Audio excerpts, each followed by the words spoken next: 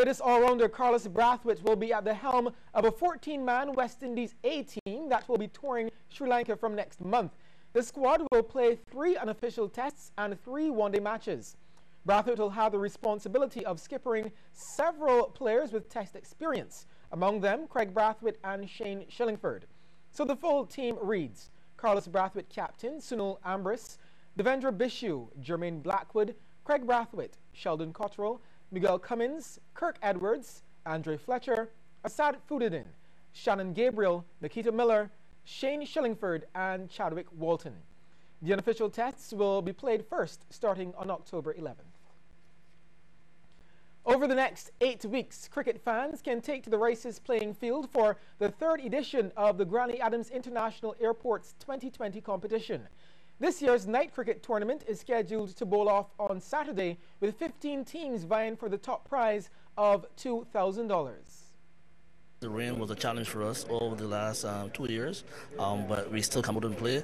This year we've been able to get support, as we did last year, from the Barbados Cricket Association and the BTA in terms of providing us with covers. So we believe that once we do the right thing and make sure that the grounds are covered ahead of the games, that we should be able to get all the matches in the fixture that we've provided. I'm happy that we've been able to commit have the teams commit to being with us.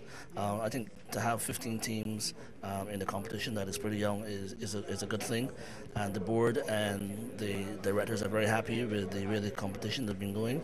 And as I said, the vision for this tournament is that we can become the premier national community table ball tournament for Barbados.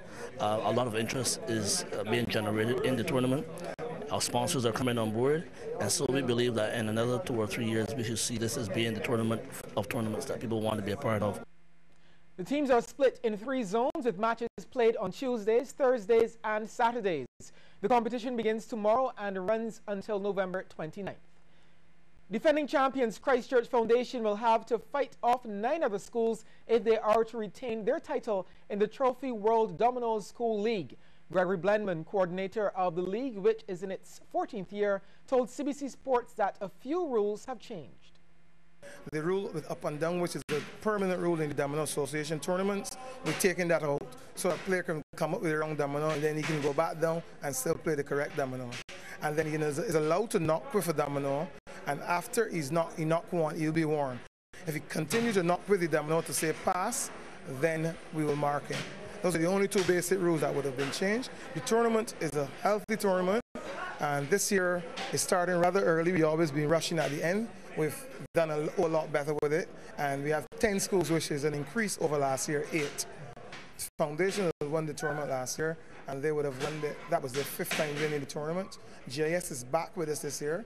They were winners 2 years before they left the tournament, but they're back, and we welcome them.